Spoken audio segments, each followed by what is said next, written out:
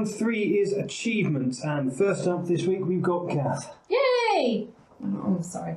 That's a little bit over the top. Go Kath! Go Kath! Go Kath! I don't need facts, I've already won. Round 4. Go Kath. Okay. So, the world's first electric car was built by a Victorian in 1884. No, it wasn't. Fact done? Boomer fact. I'll start again. The world's first electric car was built by a Victorian in 1884. No, it wasn't. Throw it. But it was because she used her fact voice. I use my fat voice. She's so angry. Did you know that if you sneeze and fart at the same time, you'll explode? Trust me, that's not true. No, I'm pretty sure that's not true. I snort all the time. I thought it was if you... Thank you for teaching me a new word. Word fusion. See, I just heard that as the cat from Thundercats, you know, Lionel. Snarf, snarf, Snarf, snarf, snarf. The cat will snort all the time. So the Victorians made the first electric car. No, I believe it was a specific Victorian who invented the electric His car in name was 1884. Thomas Parker, and he's disappointed with all of you. Continue, please. He was an inventor who invented stuff. I believe he was a key figure in his Stop story. reading my notes. Thomas Parker was a prolific inventor who was also known as being a key figure in instating overhead tramways around the UK and electrifying the London Underground with his reggae beats. No, with electricity. Oh, that's somewhat less fun. While he came up with the idea of the electric car and manufactured a few of them, the idea never really caught on, and Parker lost interest because nobody was giving him enough attention for it, apparently. And the cars themselves were very slow. They could only go 4 miles per hour, and you had to have a servant walking ahead of them to warn ordinary citizens of their approach, thus completely defeating the point of them. Yeah, I was going to say, I think there was a couple of weird things when cars and things first came onto the scene, weren't there? Yeah. Yeah, weird requests that people had for how motorists should behave. Well, considering you'd had penny farthings going around before then, I don't know how they couldn't cope with weirdness better. Well, and horses and stuff. It was just something new that they kind of went, blah. So they felt so differently about being run over by a machine instead of a horse. Well, being killed by horses is acceptable and had been happening for hundreds of years. Yeah, but a car can't. Well, I don't know. I didn't really look into the mechanics of it, but a car can't bolt, can it? No, but it can blow up. Does it need a salt lick? Who doesn't need a salt? It was going 4 miles per hour. So, Well, that was with the guy walking in front of it. so it'd be Well, very no, much, it was- it's coming straight for me. No, literally, that was the That kind was of its speed top it could speed. do, Oh, and okay. then a servant walked ahead of it so that people would know that it was coming, despite the fact that it was a And they were car. waving a red So- flag and something, wasn't it? I think that's Yeah. the common thing that people think about. There was 0 point in it. So the servant was there because they hadn't invented brakes yet? It was just because people were so, like, they'd never seen anything like it before. And they were so unused to the idea that you had to have basically someone shouting, "It's coming right for us!" And then they'd be all right with it. Yeah. Well, interestingly enough, it was whatchamacallit, the chap who invented the car, not Mr. Mercedes. Brian. You know, I can't remember, someone Benz. Anyway, Kevin Carr. Think of Mercedes and Benz. His wife actually invented the brakes because he invented the car. We did this in episode 2. This is, yeah. Yeah, it was one of my facts. He invented the car, but he wasn't any good at marketing, so his wife Stole it at like 6 in the morning with her 2 sons, and they went off driving and basically drove around this thing, and she had to refuel it and stuff without a filling station, but she actually was the first person to invent brake pads, because originally they were just wood. Didn't she put like a bra in between her or something? No, it was a pad of leather, but yeah, it was similar Like kind of bra. stuff. Maybe she was wearing pads of leather for a bra. Phil. Is it me? Okay, although the Victorian period for the UK is described as a relatively peaceful one, apart from the Crimean War, the First Opiate War, the First and Second Boer Wars, it was during this era that some of the most important military developments arguably happened, which would change the way we fought forever. The one I would like to talk about is the invention of smokeless powder in 1884 by Paul called Powder B. Powder Blanche, white powder. So up until this point, black powder was universally used, which when fired produced vast amounts of smoke, which stung the eyes, obscured the battlefield. It had to be kept dry. It also fouled rifling and made weapons useless if they weren't kept clean. Makes your music video look cool. Or the smoke, or the... Yeah. You've not seen Total Eclipse of the Heart? I was going to say, yeah, anything from the 80s. They had smokeless powder then. Doesn't matter. So it was all like for dramatic effect. Fact over, Laura! Continue, Phil. Tell us more about this wonder of the age. Okay, so it had to be kept dry. It fouled rifling, made weapons useless if not kept clean. The Martini Henry rifle used by the British at the time were notoriously bad with the poor ammunition they used. But this powder had almost no smoke. It was 3 times more powerful than black powder. It could be fired wet. Less powder was needed to fire a bullet, which meant the cartridge could be smaller and lighter, meaning troops could carry more ammunition.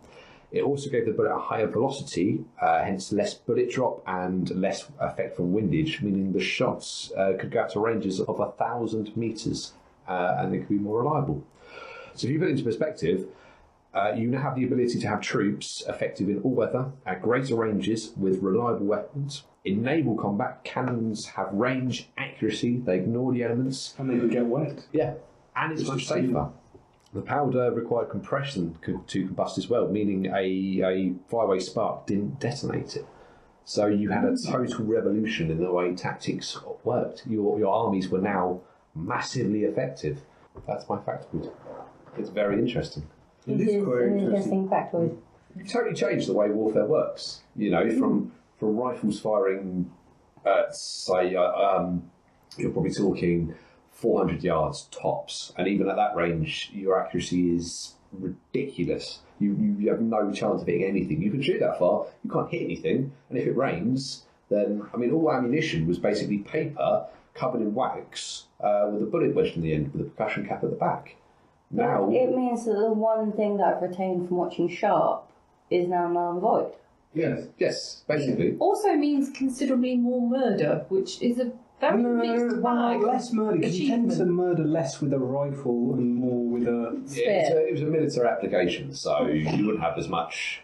No, spears would be pretty good. Actually, no, spear would be terrible for murder. Because murders tend to be quite spontaneous and you have to do them from quite close. We have an ongoing argument about spears and swords, by the way. What? Yeah. No, we don't. It's not an argument, because spears are the best. Anyway, but in regard to using smokeless powder, it was phenomenal. I mean, the days of a company forming line and firing off a volley and then not being able to see the target. How was that funny? Firing off. Sorry. Firing off. To be fair, if you're doing that on the battleground, it really does sight out the enemy. Well, to be fair, in those days, you'd have to get that close that you could look them right in the eye while you were bashing away. It's your zombie theory. It is, yes. My zombie theory, yes. Your zombie, So my zombie theory. My zombie theory. So there have been a lot of pranks recently where somebody will be, say, in a lift or on a train carriage, and then the lights will go out, and they'll come back on, and suddenly there's loads of zombies at the windows. The trick is, at that point, start bashing one out, because an actor will take one look at that and just not be able to work out what to do. They will be like, no, what's he doing? That's weird, stop doing that. They're actors, that's kind of their Wednesday night. Is it? Oh, you've just destroyed my zombie plan now. No, I still think I think it would work, because even under the circumstance. Yeah, so if they see you bashing one out, they're gonna stop being zombified for a split second to go, ooh, that's a bit Yeah, weird. if you're a lady, you're going to make them worse. What was you? So okay, you're an actress zombie. I'm there bashing one out. I didn't I want to haven't say. been getting a check for that. I didn't want to say anything. I'm sorry. Yeah. So I'm there on a train or something. You're there bashing away at the window. I'm there inside bashing away at myself.